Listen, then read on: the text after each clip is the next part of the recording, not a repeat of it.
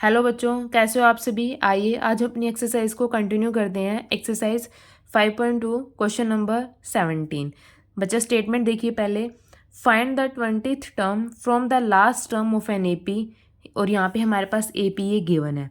अब बच्चा हमने जितने भी क्वेश्चन सॉल्व किए हैं हमने एन, नो डाउट हमने एन की वैल्यू निकाल ली है, हमें ए एन की वैल्यू भी निकाली है, लेकिन उन्होंने हमारे पास ऐसा कुछ मेंशन नहीं दिया था कि लास्ट से निकालनी है। हमने हमेशा स्टार्टिंग से निकाल लिया है। अब इन्होंने क्वेश्चन में हमसे पूछ लिया कि हमने लास्ट से निकालनी है। अब अगर हम सीरीज़ को रिवर्स कर देंगे तो हम सिमिलरली जैसे प्रोसेस हम अपने दूसरे क्वेश्चंस में लगाते थे वहाँ पे भी यही लगा सकते हैं। देखिए आज हम अपने क्वेश्चन को देखिए पहले।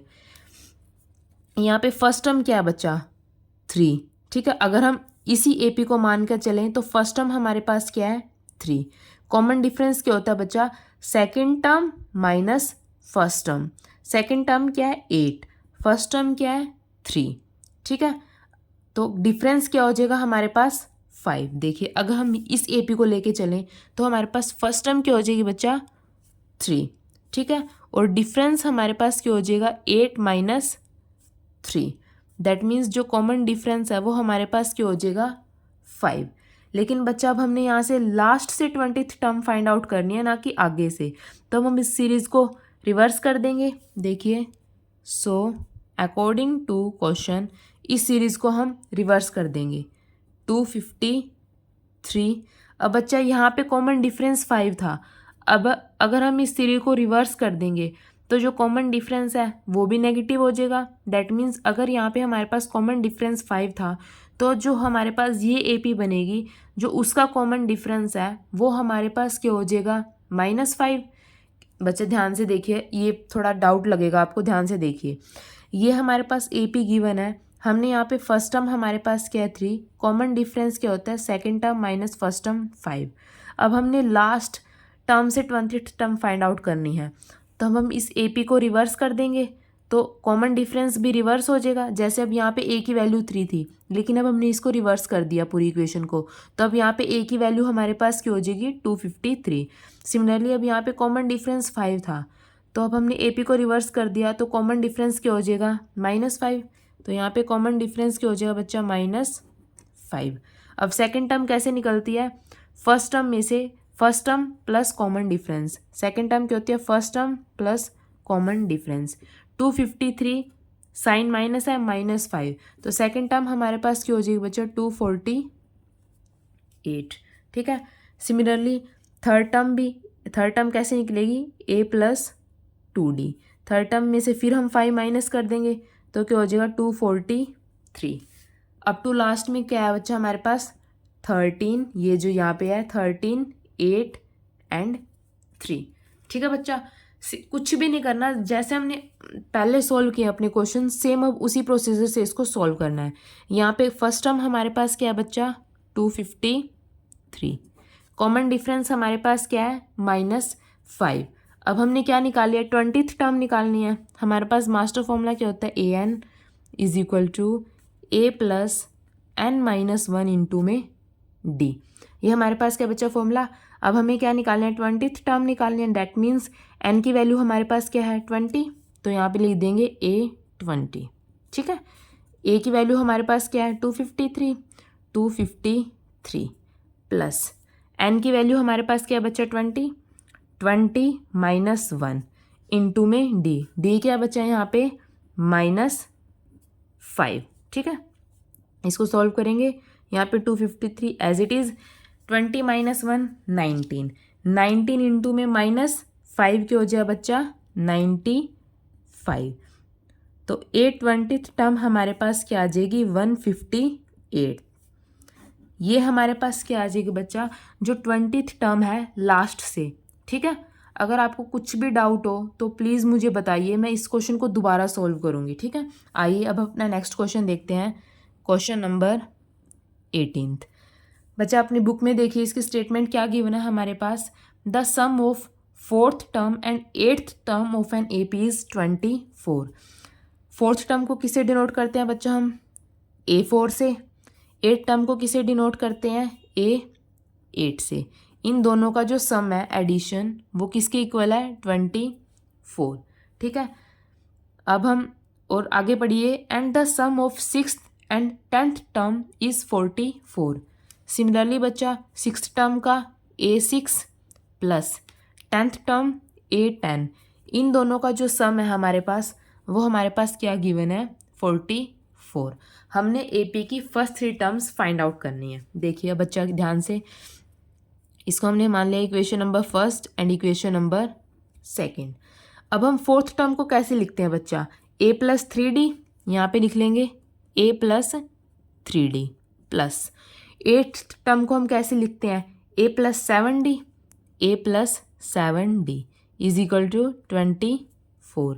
A+A क्या हो जाएगा बच्चा, 2A plus 7D+3D 10D, 10D is equal to 24।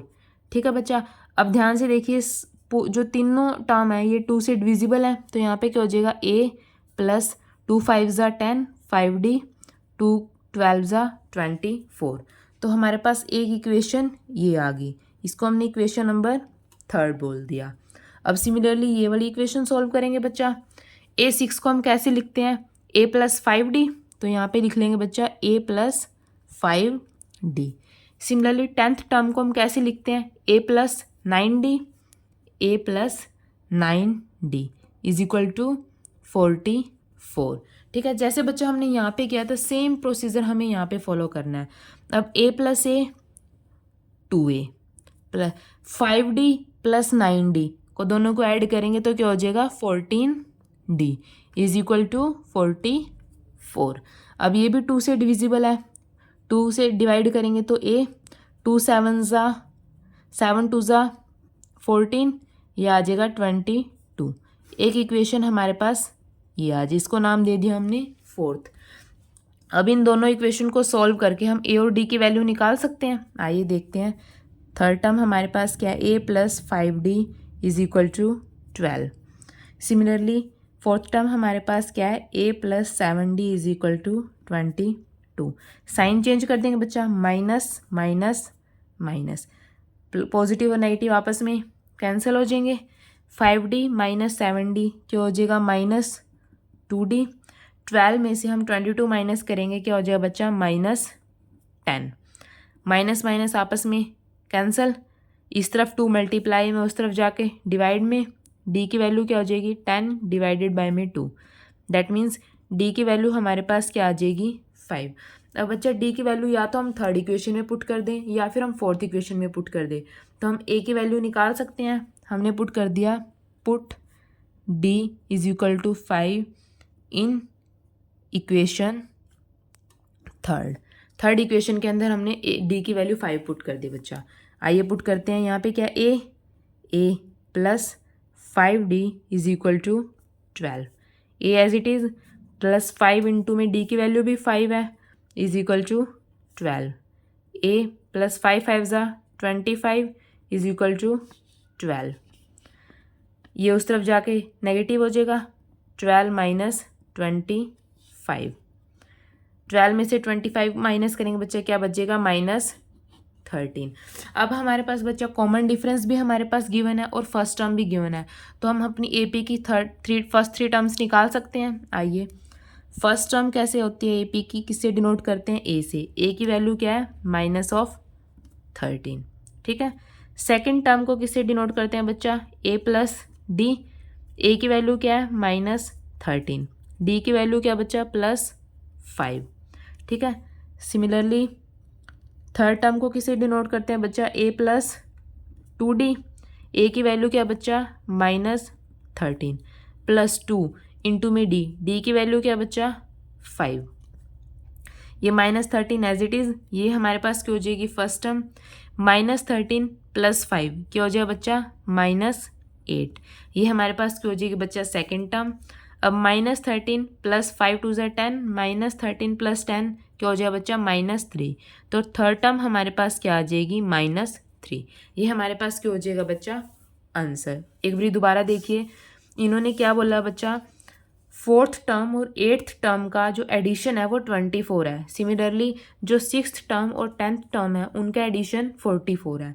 अब हम फोर्थ टर्म को ए पी कैसे लिखते हैं, a+3d। एट टर्म को कैसे लिखते हैं, a+7d इज इक्वल टू 24। इसको सॉल्व करेंगे, ये इक्वेशन आ गई बच्चा थर्ड। सिमिलरली यहाँ पे बच्चा 6d को कैसे लिखते हैं, a+5d सिक्स्थ टर्म को, 10th टर्म को कैसे लिखते हैं, a+9d इज इक्वल टू 44। ये इक्वेशन आ गई बच्चा। अब इन दोनों इक्वेशन को सॉल्व करेंगे, यहाँ पे d की वैल्यू निकाल लेंगे। अब d की वैल्यू या तो हम थर्ड इक्वेशन में पुट कर सकते हैं बच्चा, या फोर्थ इक्वेशन में, आंसर हमारे पास सेम आएगा तो हम a की वैल्यू निकाल लेंगे। अब हमें 3 टर्म्स पूछी है तो वो निकाल लेंगे। ठीक है बच्चों, अगर आपको कोई भी प्रॉब्लम हो तो प्लीज़ मुझे कमेंट सेक्शन में बताइए, मैं आपके कमेंट को ज़रूर पढ़ूंगी और आपकी प्रॉब्लम को ज़रूर सॉल्व करूंगी। अगर आपको मेरा पढ़ाया हुआ अच्छा लगा हो तो प्लीज़ मेरे चैनल को लाइक कीजिए, शेयर कीजिए और सब्सक्राइब कीजिए। थैंक यू बच्चा।